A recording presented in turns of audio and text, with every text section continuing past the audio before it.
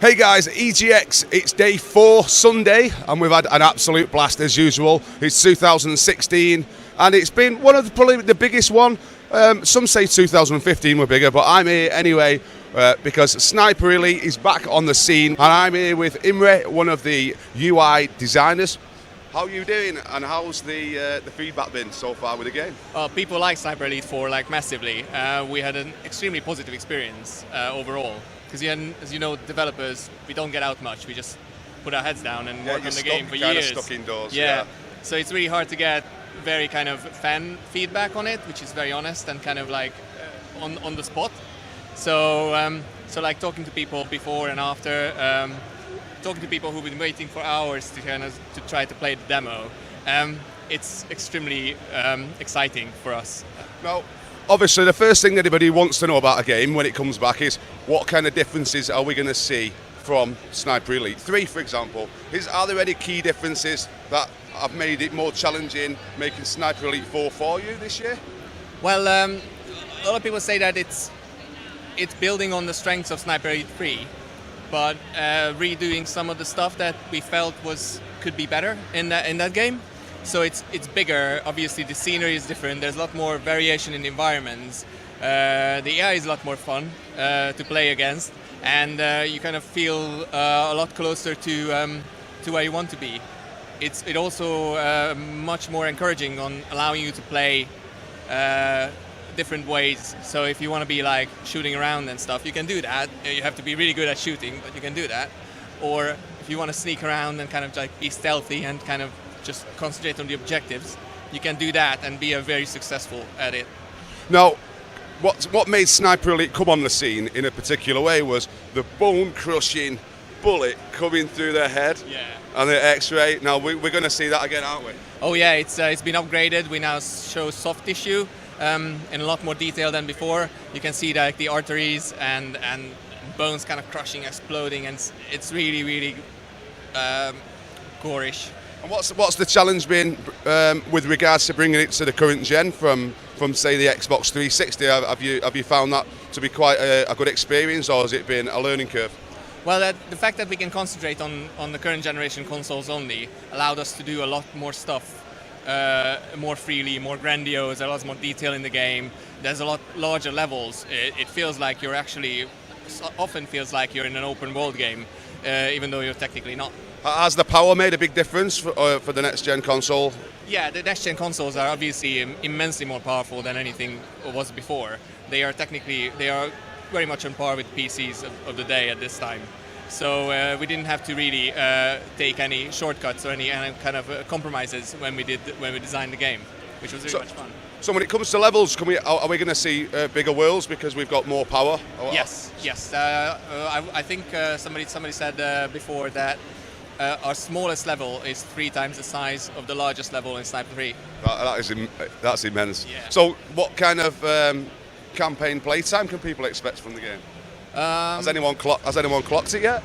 I personally haven't, so there must be somebody else who can better answer that. But I think it's a long campaign. The levels, especially if you play properly and then for the first time, they take a lot of time to kind of sort it out, to figure out where you want to go to solve that objective, because you have so many different paths to take. See, so many games these days have gone multiplayer, and there's key games like Sniper Elite, like Wolfenstein, that like Nathan Drake series, that have these absolutely astounding campaigns that a lot of people miss out on.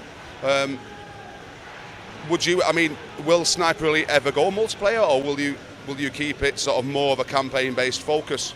Well, we do have multiplayer, and it's dedicated. I know you've got multiplayer, but it's actually more known for the campaign. Yes, that's the way I see it. The way we understand, most of our fans are interested in the single-player campaign, just to kind of play this kind of experience that going through this wartime Italy in this case. But we put a lot of effort into our multiplayer. We put a lot of effort into making our modes exciting, and obviously co-op campaign is available for everyone, along with some other co-op modes, which are the same fun to play, although obviously very different. Do you have any stats on how many levels are actually for the multiplayer? How many maps are involved in the multiplayer? Multiplayer. I think we're releasing with. It depends on the mode, but each mode will have about 3 levels at the start, and then we expand with 3 DLCs after that. And are they going to be just split across the year quite evenly, or are we looking at sort of holiday-based releases? I think we usually release them progressively as we finish them, so it's going to be an evenly spaced DLCs. Have you started working on any of the DLC yet, or are you still taking out the bugs from this game? Well, obviously we've been considering them for a while, so it's not something you can put together in a month. So yeah, we've been working on them for a while. So when you're playing the game, which platform are you? A PC gamer? Do you prefer it on Xbox? Have you got a preference? Because there's a massive war between the Master Race, the PC, the PC guys, the PS4 having more power than the Xbox One. Obviously, a lot of the hardcore players prefer the PC. I personally like it best on the PS4, but that's because my favorite console is the PS4 personally. The game plays the same on every console and PC as well, and it looks gorgeous on every platform. So I don't think people will find it that different.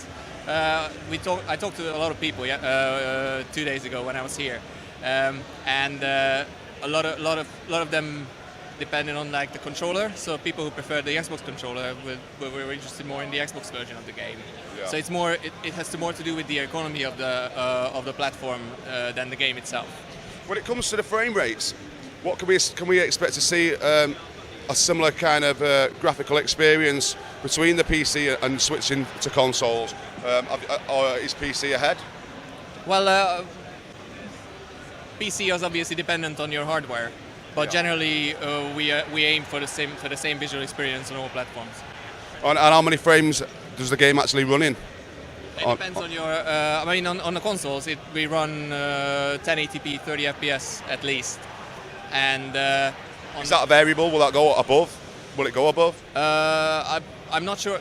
I'm not sure how the new PlayStation Pro is gonna handle that stuff. But on the regular PlayStation, we guarantee the 30 FPS.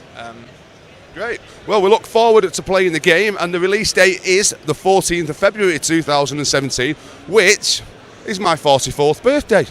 I'm a Valentine baby. So if anybody out there wants to buy this game for me for my birthday, it's a perfect opportunity. Imre, it's been an absolute pleasure. Thank you for your time. We do look forward to the game, and we'll catch you next time at EGX in 2017. I'll see you later. Ta-ra.